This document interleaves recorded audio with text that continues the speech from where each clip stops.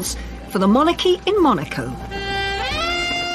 But her fairy tale marriage was cut tragically short. Grace Kelly has died.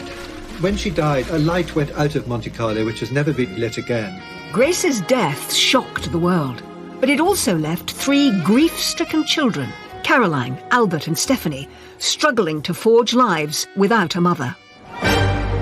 They were thrown into this terrible state, and of course, if you are royal, the show goes on. For decades, the 3 children suffered misfortune in marriage as they grappled with Grace's death in different and dramatic ways. Stephanie rebelled against royal life, while Caroline was continually unlucky in love. Stephanie literally went off and joined the circus. She went totally to pieces. He was obviously the love of her life. And Albert gained the reputation of a playboy prince. Was he tempting fate? Was he taking a risk? Was he trying to destroy his future? I have no clue. Was it their mother's death, a curse, or just being spoiled rotten? For the rest of eternity, none of the Grimaldi family would have success or love or happiness in marriage. When you perceive that, your mother was the greatest gift to Monaco, it must be really difficult to work out your place in that story. Will I ever measure up? Can I ever be as good as her?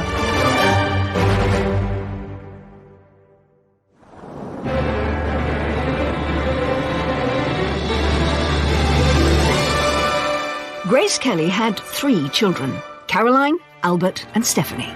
Born into one of the wealthiest royal families on the planet, their assets are rumoured to be worth over $1 billion.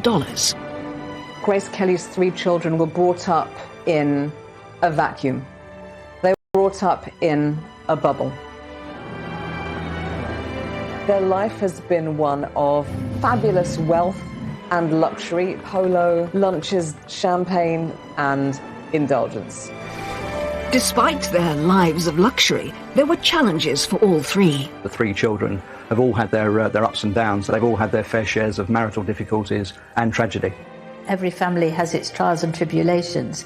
The huge difference between ordinary folk and the royal family is that there's this spotlight onto them, and the press is always waiting to expose any of these things. The family suffers from what lots of rich, famous families do. I'd say they have more money than sense. But growing up in the House of Grimaldi might not be the fairy tale it seems. On the 23rd of January, Knight was born.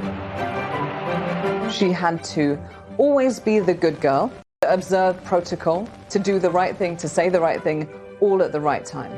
Grace, because of her own childhood, was a strict disciplinarian, so she spanked her eldest daughter for being naughty, and she once said, "I spanked her every day." Albert came along just over 12 months later. As the first male child, he had a date with destiny, that he would one day follow in his father's footsteps as ruler of Monaco. But it was a fate young Albert struggled to grasp. When asked what he'd like to be, he said he wanted to be a cowboy.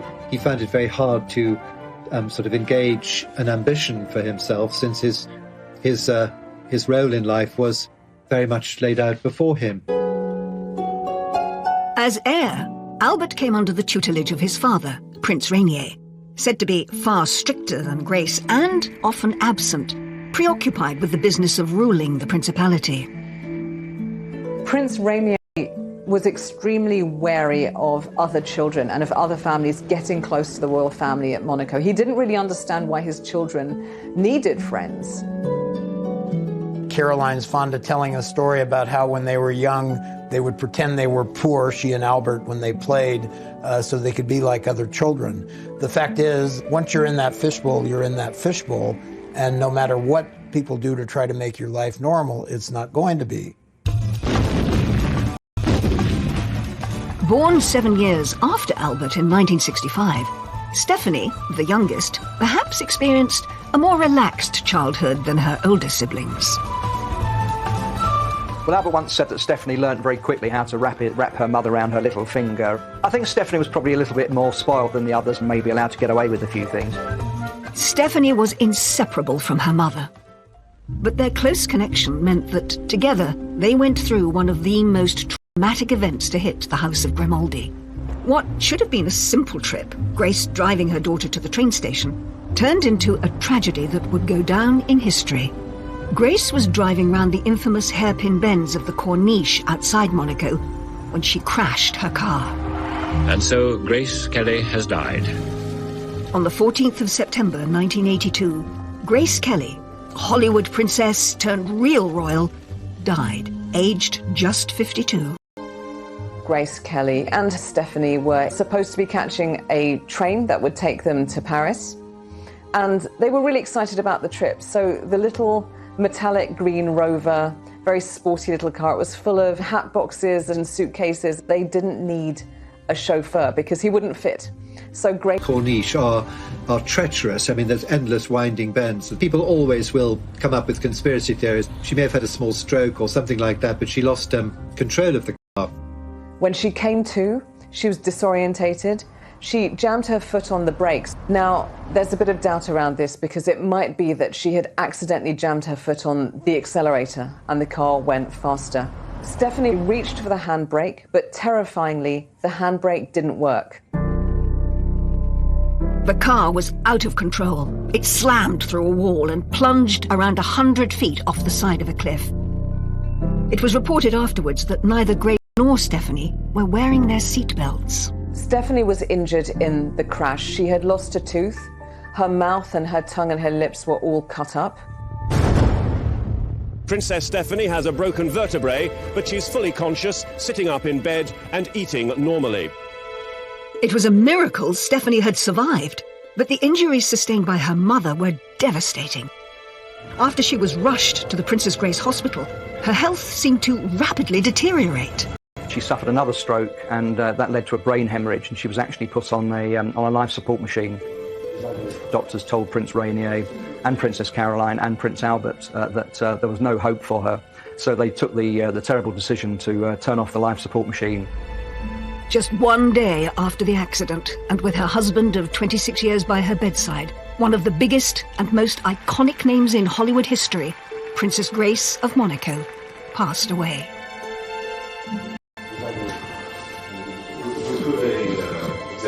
Globally, people were very upset. Grace Kelly had been really the brightest light of Monte Carlo. When she died, a light went out of Monte Carlo, which has never been relit again.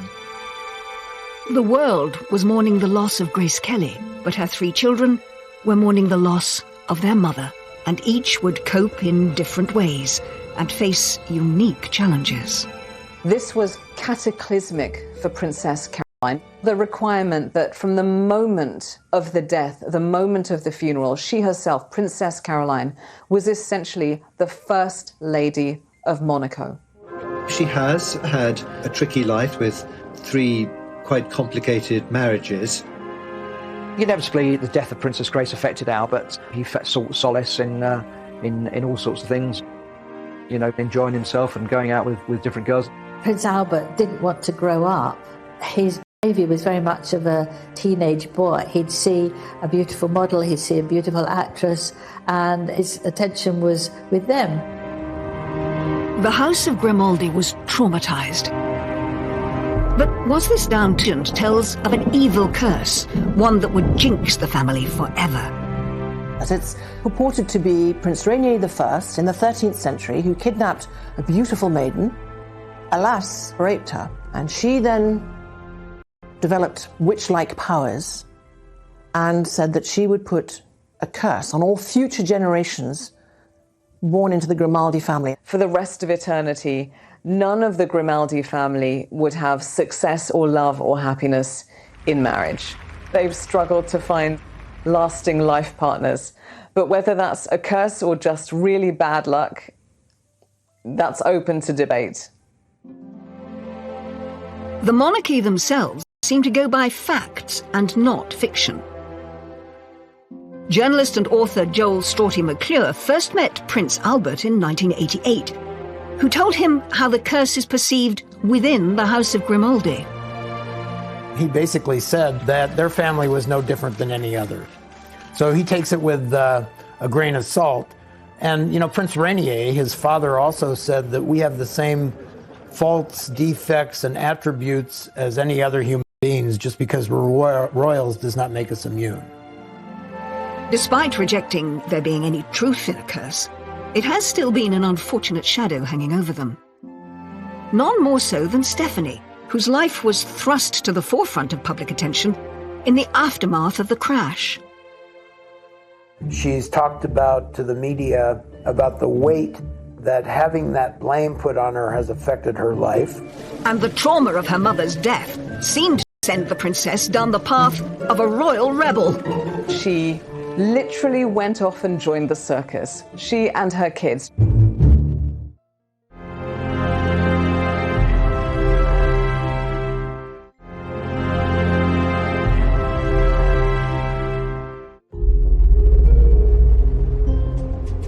At the age of just 17, Princess Stephanie was thrust into the spotlight as speculation started to spiral that she had caused the accident that killed her mother, Grace Kelly. Stephanie had to deal with some extremely nasty and, I believe, traumatic rumors that Stephanie herself had been driving, or that she'd been quarreling with her mother and that she had distracted her mother. None of those things were true. In cases where somebody's been through a tragic loss or been in an accident, there is a sense of, could I have done something different? And sometimes people experience survivor guilt. But it's certainly not helped when other people, outsiders, start pointing the finger at you. And I have to say, I think Rainier was so desolate, so upset that he was, of course he was there, but he was not as useful as they were.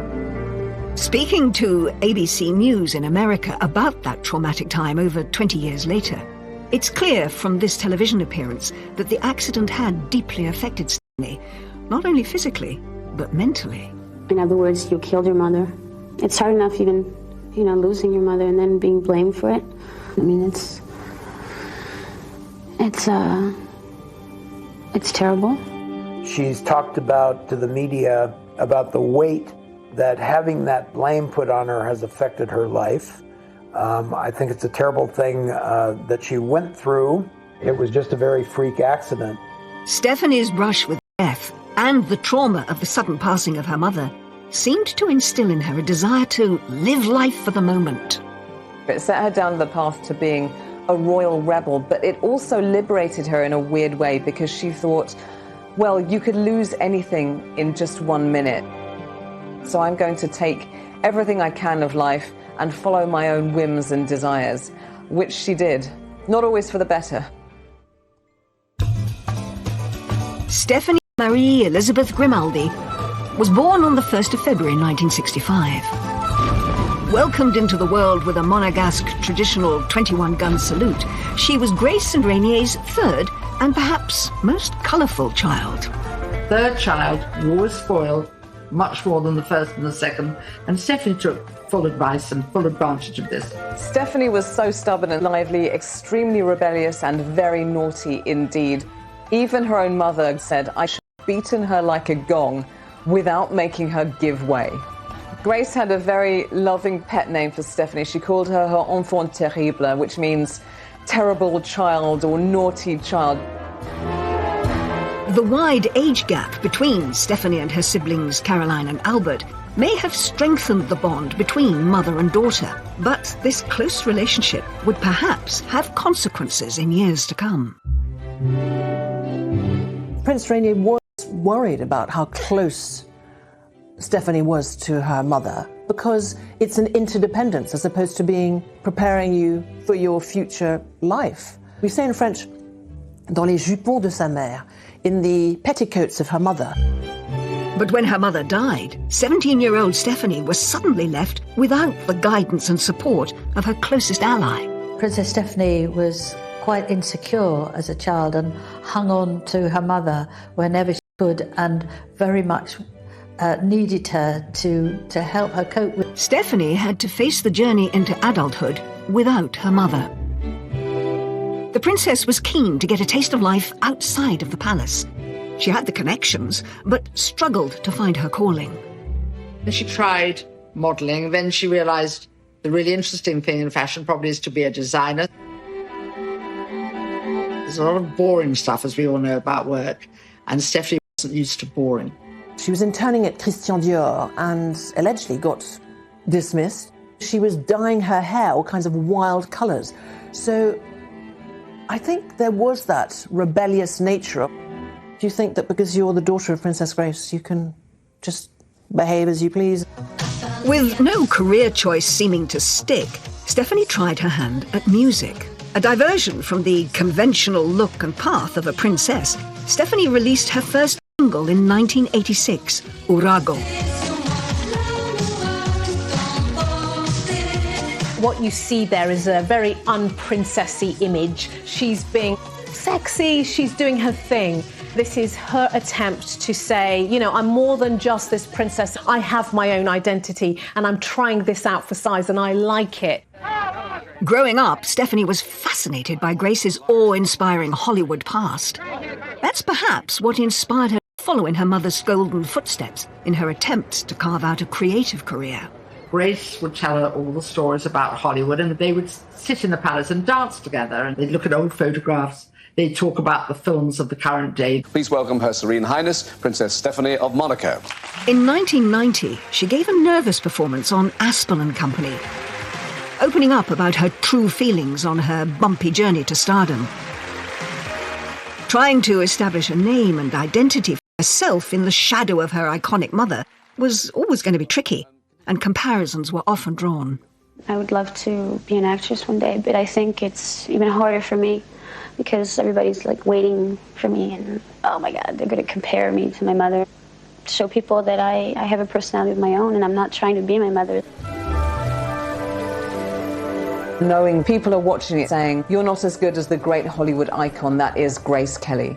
The fear of continually being compared to her mother and coming up short really stymied Stephanie's acting career because it hurt her confidence. But it wasn't just her career that seemingly showed an urge to break free from the royal orbit. As Stephanie continued to live for the moment, her love life took an unexpected turn. Just like generations of Grimaldis before her, a string of turbulent relationships ensued, with the press linking her to some very high-profile men. Footballer. She had a relationship with Jean-Claude Van Damme, the actor, the Hollywood star Rob Lowe. And in 1991, she got together with Daniel de Cruet, her bodyguard and a former fishmonger. It marked the start of a very lively love life. Prince Rainier mistrusted him very strongly, and he began to suspect that his daughter did not have a very solid sense of what was good for her in relationships. He was already involved with another woman who was 6 months pregnant, but they fell in love, and Stephanie actually ended up marrying him, and they had 2 children. And I think he was probably the biggest love of her life. Her father was incandescent, but Prince Rainier soon fell for the grandchildren and accepted them and their marriage. But hopes of a fairy tale ending were soon dashed. Less than a year into the marriage, things took a dramatic turn when a series of candid photographs of Daniel were published in Italian magazines.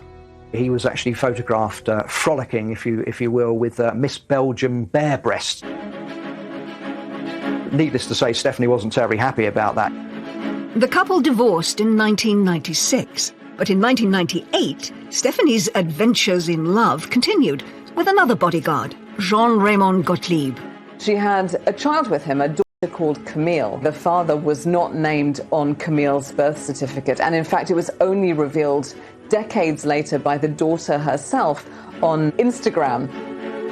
She was actually banished by her father to a ski resort to try and recover while the dust settled from the scandal, and then she took up with a Corsican barman. Aged 36, she made another surprising choice and got involved with married Swiss elephant trainer Franco Cani. Love blossomed after they met at Monaco's International Circus Festival. She literally went off and joined the circus. She and her kids. She's got 3 kids by now. Princess Caroline was absolutely devastated by her sister's behaviour. She felt she was letting the whole family down. He moved into his trailer and they actually travelled around with the circus. And obviously it was not ideal for her children. It was very difficult for them to get educated. And I think after a while the The novelty wore off. The relationship fizzled out, but the circus around her love life wasn't over. Waiting in the wings was Portuguese acrobat Adans Lopez Perez, who was nearly 10 years her junior. The unlikely couple's family home was a caravan, a far cry from the splendour of the 253-room Prince's Palace of Monaco. Eventually she moved back to the luxury of the palace. It may appear to some that her love life was cursed, or that its chaotic nature was perhaps a reaction to her mother's tragic death. But it could be just as Stephanie has said herself. I may be a princess, but above all, I'm a human being. If you step back and look at their lives, which was very, very small, a very tiny bubble of people were allowed to enter into it, you have very little life experience about what people are like, what relationships are like. So I wonder whether this is a way of experimenting. I'm going to go for all kinds of different people that I find exciting because they're opposite of duty and restraint. I think that's one of the problems that probably Stephanie's had, because you've got a palace to move back into. You can live the rest of your life very comfortably, having walked out of a marriage. Prince Rainier was reported to be despairing over his daughter, and his displeasure with her behaviour may have been communicated in his will. Apparently, he left her only 1%, and he left Caroline and Albert more. Albert, obviously, he's the reigning prince, would have been left most of the bulk of the money. I think 1% of the money of the Grimaldi royal family would take care of us all. At the age of 56, Princess Stephanie may not have managed to find happiness in her relationships, but she perhaps gets the love and praise she craves from her 3 children and her philanthropic work. We've seen the young girl going through all those different phases and learning as she goes. And this is natural for somebody who's been through so much to then get to a place where they're emotionally mature, they have their own family, and they can curate the life that they want to lead now. And that seems to be the space that we find Stephanie in. She's not married again and feels content with herself for being a mother and helping others who are having a difficult life. She's very much involved with her charity work, an AIDS charity and animal charities. I think Grace would be pleased that the wild child has finally grown up and she's finally found happiness and seems a lot more serene. Princess Stephanie's colourful life may have raised some eyebrows, but the pressures inside the palace were perhaps felt even more by her eldest sister. Before her mother's death, Caroline sought freedom from royal responsibility. He gave her an escape route. He was her key out of the kingdom. But all of that changed when Grace died. Caroline had to look immaculate, behave immaculately, because her reputation is Monaco's reputation.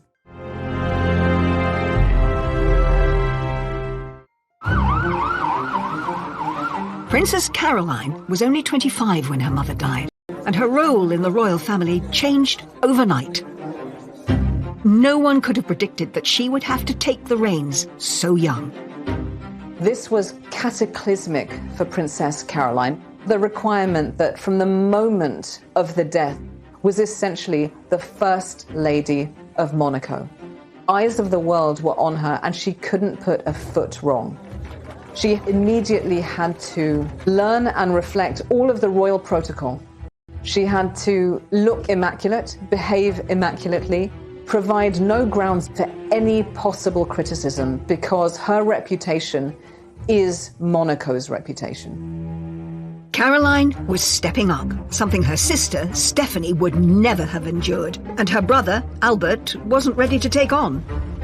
Prince Rainier described it as a miracle that after this tragic accident had taken her mother, and sad as she was, Caroline just automatically stepped into her mother's shoes. As Rainier said, she had the spirit of her mother. And that spirit was evident in this interview with the American interviewer Barbara Walters. Head held high, she put on a mature performance and revealed how her mother's guidance enabled her to be so resilient. She was such an outstanding person. She gave us a strength that when she died, we were able to keep going, and we all stuck together, and it worked. Caroline was extraordinary when her mother died. She had matured almost overnight, and she carried out all these duties with, it could be said, a lot of the grace of her mother. She kept Grace's flame alive. As well as supporting her father in his royal duties, Caroline had to support him in his sorrow. Prince Rainier was so distraught when his wife died, and literally sometimes was shaking and couldn't handle public engagements. Caroline was beside Rainier at every big event. She was there whenever her mother had been. I don't think he could have coped without Caroline. She was there right by him, and that was absolutely essential to moving the whole institution forward.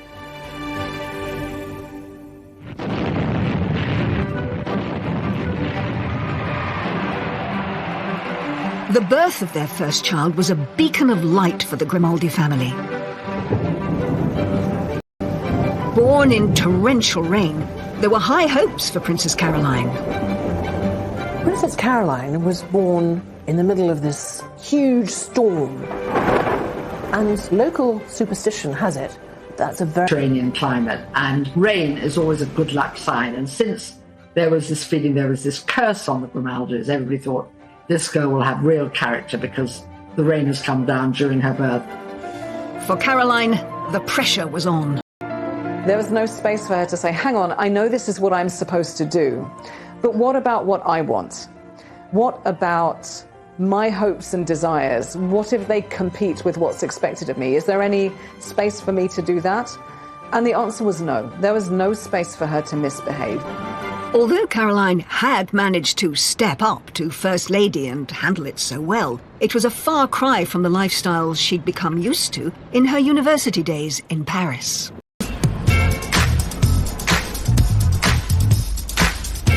For Caroline, Paris was freedom, exploration. Finally, having lived and left the Monaco Principality, tiny, everybody knows everybody, she really longed to escape. So Paris was her escape. She was finally free of the stiff formality of Monaco and of being a kind of Euro royal where you're expected to behave all the time.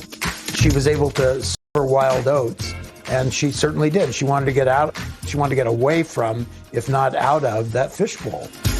But escaping Monaco didn't deliver the freedom Caroline had hoped for. She was photographed by the paparazzi all the time, smoking and drinking and cozying up to her friends who were also equally glamorous and well-appointed. Having a good time as a young, talented, privileged woman is not some sort of crime. But she was painted as a party animal in a negative way. Caroline, in that famous interview with Barbara Walters, gave her side of the story. When I was 18, 19, like every kid my age, I used to go out to Disneyland Saturday night, which I don't find astounding in any way. I went out far less than anybody in my generation, but people think that I lived in nightclubs and parties, and it's silly. It's so untrue. She was portrayed by the press and the paparazzi as somehow being unclassy or downscale or loose. These were really slanderous, nasty things to say about her. She found it violating. Her father, Prince Rainier, said, I would shoot these people if I could.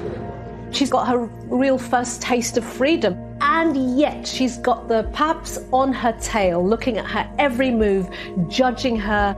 The headlines are all about this party girl princess. When you see that as a young person, that's going to be incredibly stressful, because it's saying, get back in your box, be this perfect princess.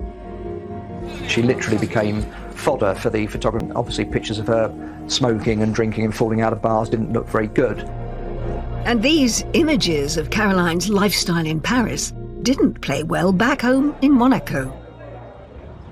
The population in Monaco were absolutely shocked that she was doing things that ordinary people were doing, whereas she should be sitting quietly and obediently in the palace waiting for her prince to come. They wanted her to sew and to learn how to embroider and to wait for an arranged marriage, but she didn't want that.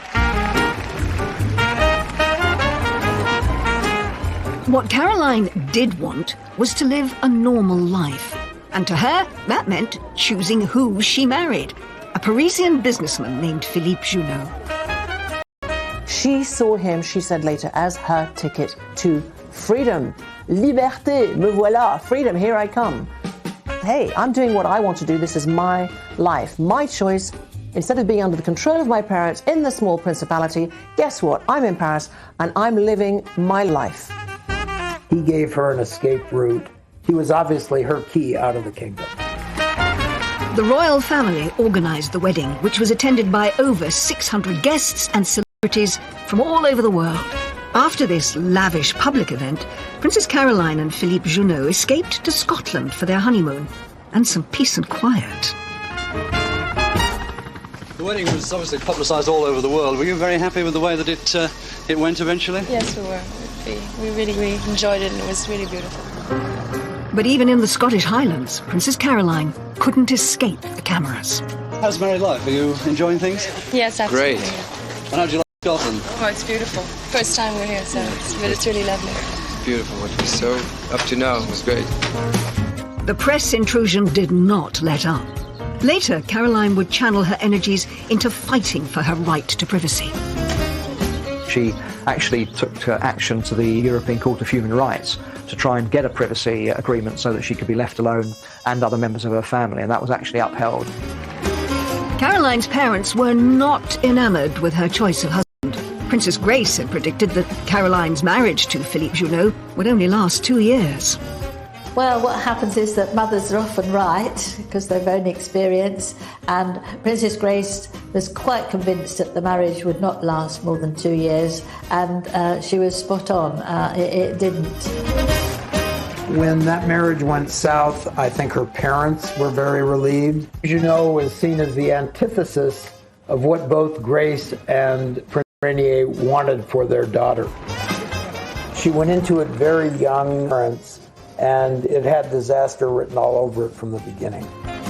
Princess Grace said it's good that she had a failed first marriage. Now she can have a successful second one. But Grace would not live to see that success.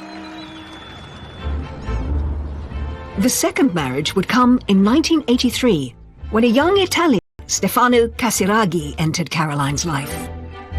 He too was an aristocrat, very distinguished, very moneyed, very debonair. She's described him as the love of her life. Stefano Casiraghi was a businessman. He had his fingers in several pies. In fact, one of them was a shoe business, and Caroline joked that she was delighted because she loved shoes, and he got some specially designed for her. She finally found happiness in someone who allowed her the best of both worlds. She could continue her duties in Monaco, but also live the normal family life she had longed for. He understood her role in Monaco. He understood that she needed to shine. She was a famous face they all recognized, a familiar face that they all admired, a woman who had a life that she had to continue with, and he supported her in all that. Caroline might have found the love of her life, but her father was less impressed. Stefano Casiraghi was younger than Princess Caroline, Italian, and had a reputation that did not please her father, but I'm not sure any man would have pleased Prince Rainier. Despite her father's issues, Caroline and Stefano married in December 1983. In contrast to her first marriage to Philippe Junot, which had all the bells and whistles, 600 people attending, this marriage was very low-key, civil wedding with only 20 people. The marriage was a success. Caroline and Stefano were happy. They had 3 children, Andrea, Charlotte and Pierre. Had Caroline managed to break the Grimaldi curse? I think Caroline settled into motherhood very easily, and I think in some ways it helped that she had 3 children very quickly, because it really made her, in the eyes of the public, a mother figure, and I think people were able to see her in a different light. They were probably some of her happiest years. It was, for her, like a dream come true. He was a great companion and a great husband from her point of view. He was quite happy to be in the background, but a great family man. The children all adored him. Caroline was in the midst, when she married Stefano Casiraghi, of being Monaco's first woman. And that role would not end, of course, until Prince Albert took a wife, and those obligations were shared, if not dropped. I think that she continued willingly to fulfill her princessly obligations to the country a mother, but she fought on. She did what she was supposed to do. In October 1990, Stefano was competing in a powerboat race in Monaco, a sport at which he excelled. Usually, Caroline would be cheering him on, but that day she had an important meeting in Paris. She decided to go to Paris and approach her first husband, Philippe, and ask if he would agree to an annulment. Princess Caroline wanted the annulment because she had found a man she really loved, she had his children, and she wanted to move on. She wanted to draw a line under her past life. She wanted her children to be recognized by the church instead of considered illegitimate. So she petitioned endlessly, tirelessly, the Catholic Church to annul that marriage. In the eyes of the Catholic Church, Caroline was still, technically, married to her first husband. Though they had both gone through civil divorce, they hadn't got a Roman Catholic nullification through. The Roman Catholic Church works very slowly. And she'd hoped that Juno, who by then also had remarried and had a child, would be very keen for this to happen as well. Whilst in Paris, Caroline could never have predicted the events that would follow. Back home in Monaco, there was about to be yet another twist in Caroline's tale.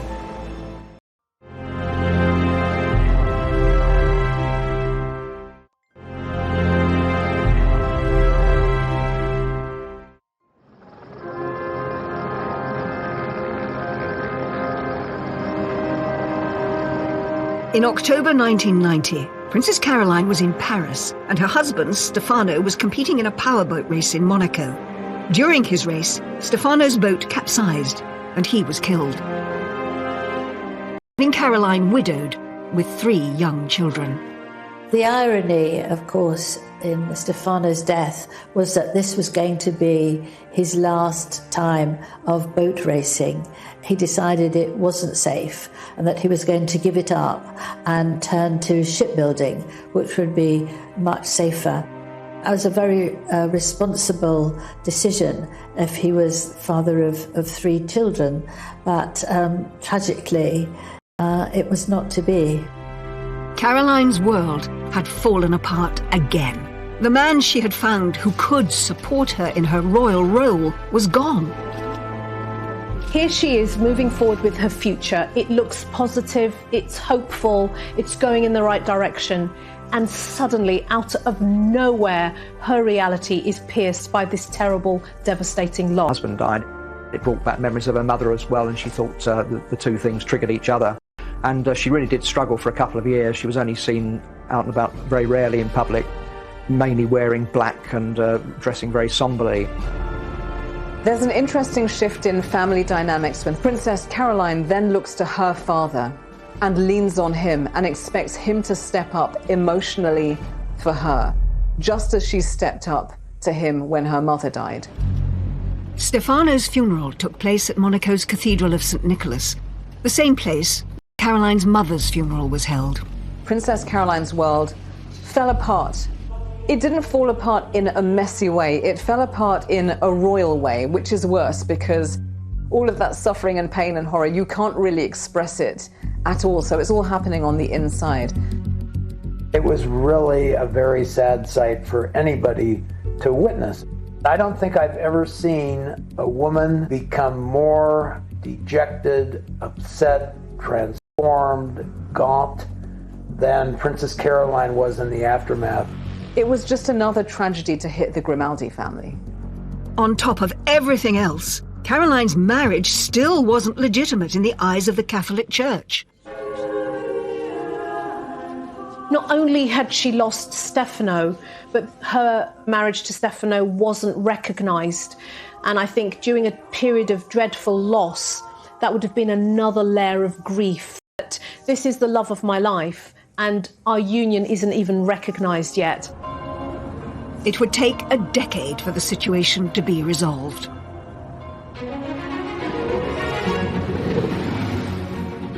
Just as Caroline began to get back on her feet again, an old acquaintance, Prince Ernst August of Hanover, came back into her life. Another shot at marriage was on the cards.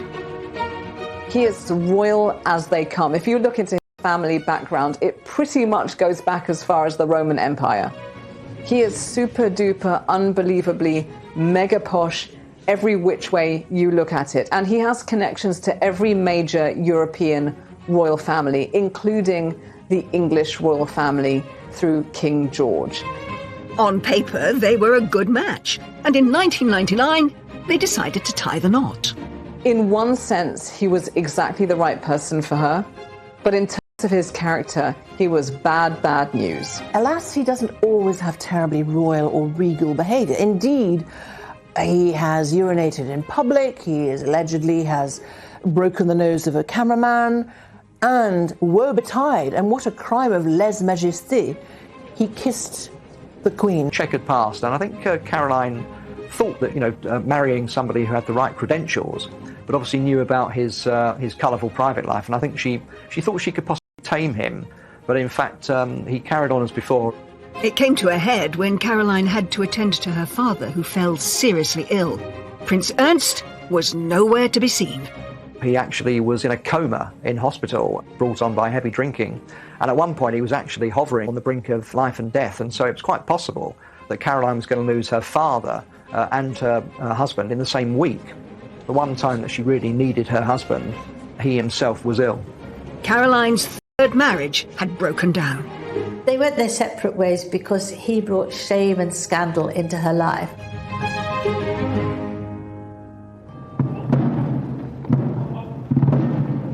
Meanwhile, Caroline was still saddled with the responsibilities of being First Lady of Monaco. No one could have predicted she would have been in this position for so long. I think Prince Albert felt very pressured by his older sister, Princess Caroline, who wanted to relinquish the role of First Lady of Monaco. She is just thinking, Prince Albert, will you just get on with it? Will you just settle down, marry, provide an heir, and then I can really get on with my life? In 2005, when their father died, Albert had to step up and take on his father's role. It was a chance of freedom for Caroline. But after all these years, her brother had still not married. Prince Albert didn't want to grow up. His behaviour was very much of a teenage boy. He'd see a beautiful model, he'd see a beautiful actress, and his attention was with them. And his poor sister had to fill in for him a lot of times and be there for him. The credit to Princess Caroline that she was required to maintain face all the time, and she did. She did her duty. Caroline could have been freed from her duties if Albert had found a wife sooner. As early as 1985, when Albert was only 27, he was already being asked the question that would define the public perception of him for many years to come. It was a question Albert grew tired of, etched on his face in this Barbara Walters interview. I have to ask you that question you must be so sick of. You know what it is? Yes, I'm ready. Why don't you ask it and answer it? The question is, what about marriage? The answer is, I don't know. It was very interesting in Barbara Walters' interview with Prince Albert, because he didn't like the question and he dodged it. He didn't. My wonderful sister has given up so much for me. He could do what he liked, he could say what he wanted. As long as his sister was stepping up to be First Lady, he didn't have to bother. Was there a reason that Albert wouldn't settle down? Would his playboy lifestyle eventually get the better of him?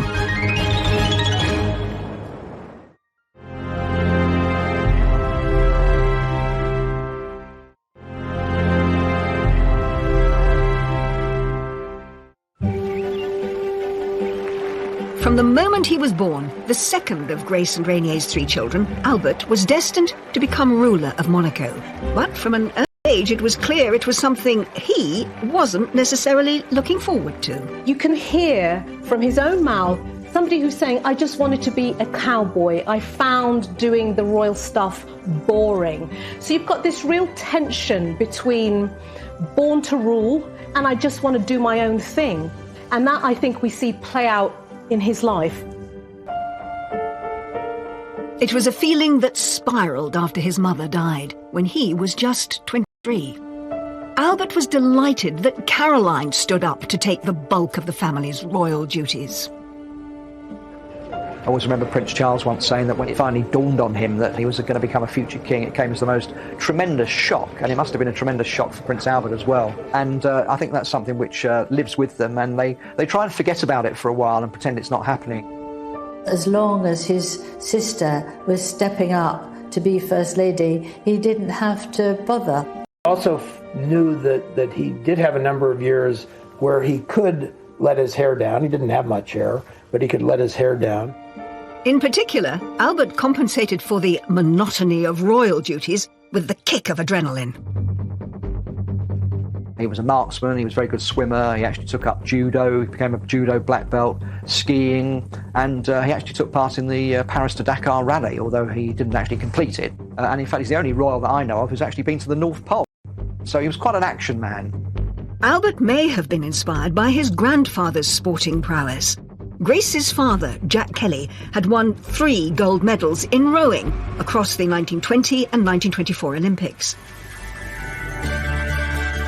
Albert also had Olympic ambitions, but his involved a lot more speed.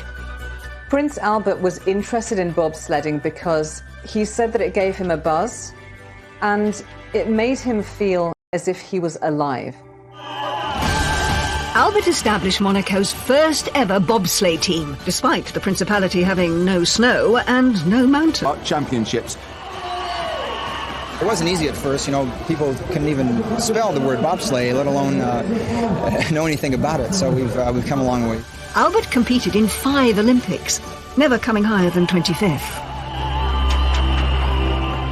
I spent a lot of time with Albert the bobsledder, and I felt that he was taking this as seriously as any athlete would take a competition. I was quite impressed. The sense of participating in an international event, especially a winter event, from a Mediterranean country, was really quite exciting for them. But when it came to ways of postponing responsibility, Albert's love life, as it was for his sisters, was perhaps even more adventurous than his sports. I can remember doing a story for Cosmopolitan magazine in 1990 titled "Prince Albert is Available." At that point, he was considered one of the most eligible bachelors in the world. He was linked with many, many girlfriends, Brooke Shields, Naomi Campbell, Claudia Schiffer, and many others. He was having a fairly hedonistic lifestyle and trying to forget that his destiny was eventually to take responsibilities. The prospect of Albert knuckling down and finding a wife to take on Caroline's duties as First Lady seemed remote. In 1987, former Playmate model and German actress Bea Fiedler claimed Albert was the father of her child Daniel. There was a certain amount of controversy about where the DNA for the testing had come, and a judge actually threw that case out, so that wasn't proven. Albert's risky behaviour seemed tailor-made to spice up what he described as boring royal duties. But it was clear his Hollywood mother's life and death also weighed heavily on him. What a fate to have Grace Kelly as a mother. I mean, that beauty, that charm, that vivid intelligence, that charisma. I think that Albert must have felt both the weight of the expectations on him and the public role that he was absolutely, clearly expected to play. I think what he got from his mother was not anything she said, but who she was and the way she carried herself and the way she herself had adapted to becoming Princess of Monaco. He certainly has a sense of calm and lack of drama and acceptance of things that seems to have come more from his mother than from his father. He certainly has a greater sense of equanimity than his sisters do. When you perceive that, you know, your mother was the greatest gift to Monaco and was this beautiful, incredible actress who became, if you like, the perfect princess, it must be really difficult to work out your place in that story. Will I ever measure up? Can I ever be? In 2005, he was still unmarried and Caroline was still First Lady. Just 6 days before his accession came another bombshell that hinted that Albert wasn't going to settle down anytime soon. Prince Albert officially acknowledged that he was the father of 22-month-old Alexandra, an out-of-wedlock son with former flight attendant Nicole Coast. Well, there have been rumours before about love children, and he denied it. Another illegitimate child resurfaced in the week before he was actually going to be enthroned. And then subsequently the paternity suit actually turned out to be true. Albert was forced to go onto French television and face up in this stiff and uncomfortable interview. J'ai été extrêmement choqué par la façon dont cela a été traité et le moment tout à fait inopportun. Et vous attendez à d'autres révélations ou à d'autres campagnes de cette nature, puisque ça peut donner envie? Je sais qu'il y en a et qu'il y a d'autres personnes qui font les mêmes, présentent les mêmes, à peu près les mêmes cas. What has baffled me about that is why he was unaware of the existence of condoms. Was he tempting fate? Was he taking a risk? Was he trying to destroy his future? I would like to talk to him about it one day, and I don't imagine I ever will. Albert reportedly provided Nicole with $12,000 a month in financial support, as well as a $2.5 million house in the south of France. Alex would keep the Grimaldi name, but could not succeed Albert. I wonder whether in that position, he had no choice. It seemed like Albert might be about to put his Playboy past behind him, but it wasn't long before more revelations surfaced. Prince Albert had already had to admit to the existence of one love child. It turned out that he had yet another love child who was 14 years old. In the early 1990s, Tamara Rotolo, an American, had come forward and claimed that Albert was the father of her daughter Jasmine, and that was hushed up and he denied it. But in fact, a DNA test eventually proved that he was the father, and in 2006, a year after he'd become the prince, he actually admitted that he was the father of Jasmine as well. So it's like, all right, cards on the table, let's do this because I'm ready and willing to step up. Albert's admissions may have had another purpose. He'd recently started a relationship with a fellow Olympian, a South African swimmer that he'd first met 5 years earlier. Prince Albert met Charlene Wittstock at a swimming gala, and they immediately bonded over a shared love of sport. With what seemed like a clean slate, finally the way seemed clear for Albert to settle down. But Albert's love life was never plain sailing. There were all sorts of rumours that evidence of a third illegitimate child might emerge, and that Charlene was getting cold feet. There is speculation that Charlene Wittstock was to go through with the wedding.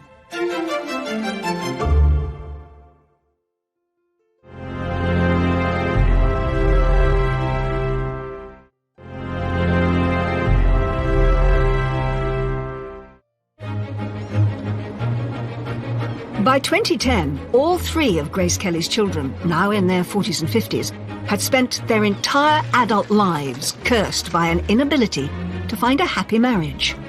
It's the third marriage that Caroline has had, and it's come to a bad end, as both of the others have. And now she lives alone. She's back living where she grew up. It's like returning home to the roost. Stephanie has stepped away from the limelight and lives a much more quiet, discreet life, and that is understandable. But there was hope for Albert. In June 2010, Albert was sat on the side of the bed as his girlfriend of 5 years, Charlene, was packing to leave the apartment. He did it in a very straightforward way. No violins, no beachside romantic setting. He was just in Charlene's flat and he said, "Would you like to marry me?" And she thought he wasn't being serious. He'd actually rang her father before he proposed to Charlene. He chose the timing very badly. He rang Charlene's dad when there was about to be a very big football match in the World Cup, South Africa versus France. Her father congratulated him and said, "That's great, I now have to get off the phone. There's a football match I want to watch." I don't know at the time if he immediately knew that this is the woman I want. He has told me that he felt sorry for anybody who would become the Princess of Monaco due to the fishbowl effect and the obligations that come with that role.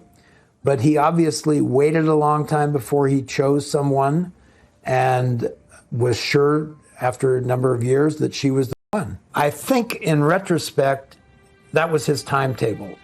After years of failed relationships and two confirmed illegitimate children, Albert's engagement to Charlene was announced on June the 23rd, 2010. But marrying a prince isn't an easy thing to do, especially one with a mother like Grace Kelly.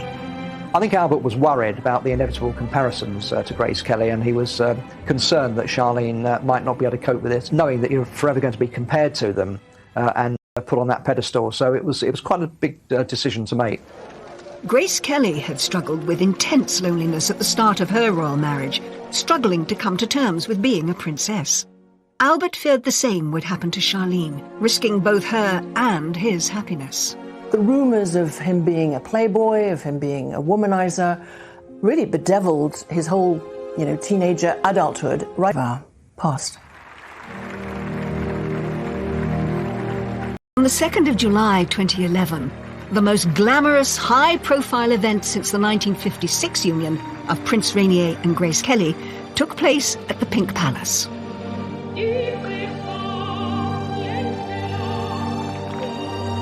It was a spectacular affair. There was entertainment by Jean-Michel Jarre and the Eagles, and it was reckoned that the whole thing cost about $65 million. It was quite an extravaganza.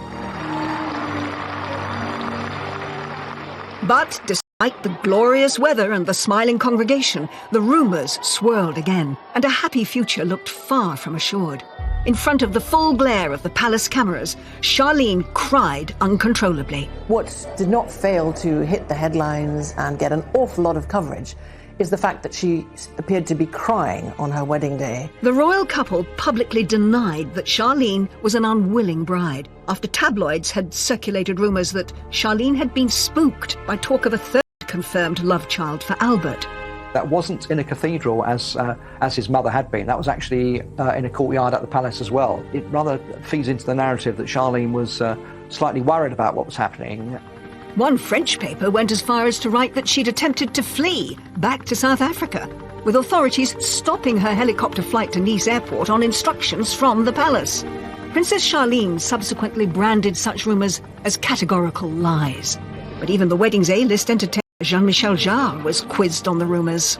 I mean, they were really in love, and rumours are rumours, as you know, and you're a specialist of that, so you know more than me on that. Charlene and Albert successfully sued the Sunday Times and received an apology for claiming that the wedding wasn't genuine, and they chose this show to provide a forceful denial.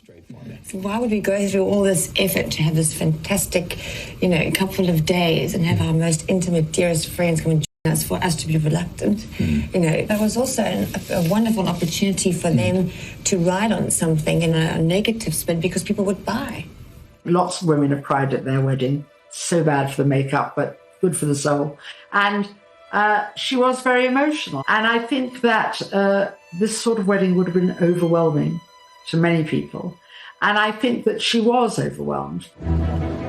After years of procrastination, it finally looked like Albert was the first in his family to find true happiness in marriage. 3 years later, on December the 10th, 2014, Albert finally fulfilled his royal duty and provided an heir. At 5:04 p.m. and 5:06 p.m, twins Gabriella Thérèse Marie and Jacques-Honoré Rainier were... Finding that partner, getting married to Charlene Wittstock, and having those twins, and having an heir, Jacques, I think will have been immense relief. All 3 of Grace Kelly's children struggled with tragedy, troubled love lives, and the challenge of being royal, all amplified by the pain of losing their mother at such a young age.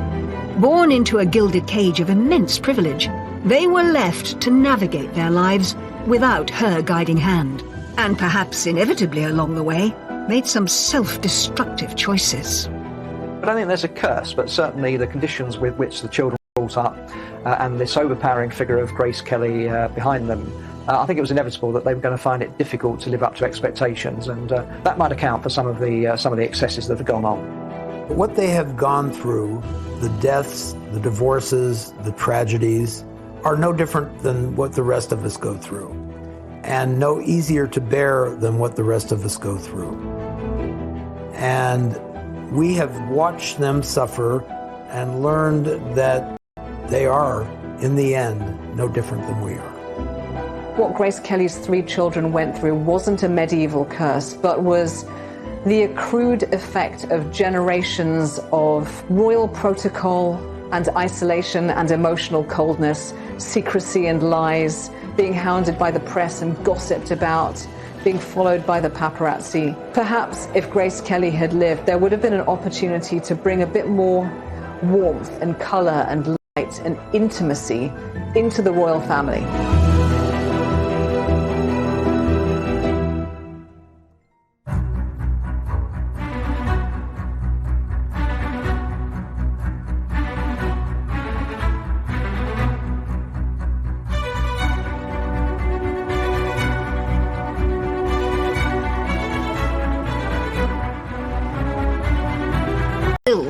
For the monarchy in Monaco. But her fairy tale marriage was cut tragically short. Grace Kelly has died. When she died, a light went out of Monte Carlo which has never been lit again. Grace's death shocked the world, but it also left 3 grief-stricken children, Caroline, Albert and Stephanie, struggling to forge lives without a mother. They were thrown into this terrible state, and of course, if you are royal, the show goes on. For decades, the 3 children suffered misfortune in marriage as they grappled with Grace's death in different and dramatic ways. Stephanie rebelled against royal life, while Caroline was continually unlucky in love. Stephanie literally went off and joined the circus. She went totally to pieces. He was obviously the love of her life. And Albert gained the reputation of a playboy prince. Was he tempting fate? Was he taking a risk? Was he trying to destroy his future? I have no clue. Was it their mother's death, a curse, or just being spoiled rotten? For the rest of eternity, none of the Grimaldi family would have success or love or happiness in marriage. When you perceive that, your mother was the greatest gift to Monaco, it must be really difficult to work out your place in that story. Will I ever measure up? Can I ever be as good as her?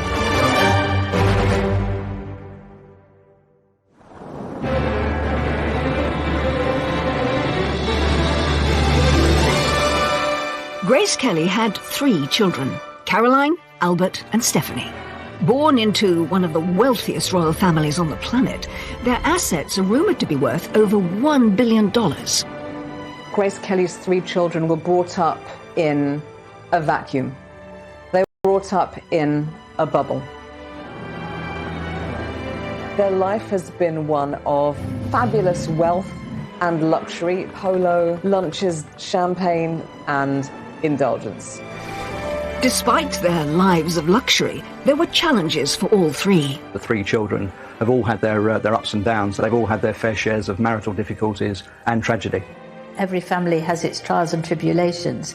The huge difference between ordinary folk and the royal family is that there's this spotlight onto them, and the press is always waiting to expose any of these things. The family suffers from what lots of rich, famous families do. I'd say they have more money than sense. But growing up in the House of Grimaldi might not be the fairy tale it seems. On the 23rd of January, Knight was born. She had to always be the good girl, to observe protocol, to do the right thing, to say the right thing, all at the right time. Grace, because of her own childhood, was a strict disciplinarian, so she spanked her eldest daughter for being naughty, and she once said, "I spanked her every day." Albert came along just over 12 months later. As the first male child, he had a date with destiny, that he would one day follow in his father's footsteps as ruler of Monaco. But it was a fate young Albert struggled to grasp. When asked what he'd like to be, he said he wanted to be a cowboy. He found it very hard to sort of engage an ambition for himself, since his role in life was very much laid out before him. As heir, Albert came under the tutelage of his father, Prince Rainier, said to be far stricter than Grace and often absent, preoccupied with the business of ruling the principality. Prince Rainier was extremely wary of other children and of other families getting close to the royal family at Monaco. He didn't really understand why his children needed friends.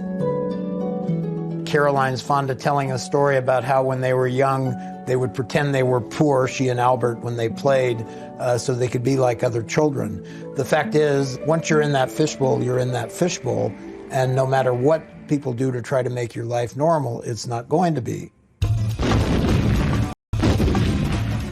Born 7 years after Albert in 1965, Stephanie, the youngest, perhaps experienced a more relaxed childhood than her older siblings. Well, Albert once said that Stephanie learnt very quickly how to wrap her mother around her little finger. I think Stephanie was probably a little bit more spoiled than the others and maybe allowed to get away with a few things. Stephanie was inseparable from her mother. But their close connection meant that, together, they went through one of the most traumatic events to hit the House of Grimaldi. What should have been a simple trip, Grace driving her daughter to the train station, turned into a tragedy that would go down in history. Grace was driving round the infamous hairpin bends of the Corniche outside Monaco when she crashed her car. And so Grace Kelly has died. On the 14th of September 1982, Grace Kelly, Hollywood princess turned real royal, died, aged just 50.